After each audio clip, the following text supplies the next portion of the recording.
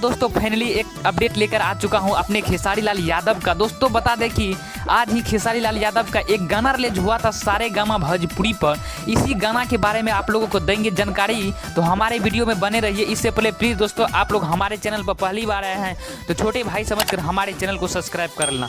दोस्तों बता दें कि आज ही खेसारी लाल के गाना एक रिलीज हुआ था 11 बजे सारेगामा भोजपुरी पर। दोस्तों बता दें कि यह गाना का टाइटल था बंधुआ 3 दिन। दोस्तों यह गाना को अभी 6 घंटा हो चुका है और व्यू की बात करें तो दोस्तों 1,07,00,000 व्यू मिल चुका है। दोस्तों रियल टाइम में हक से ज़्यादा व्यू होगा।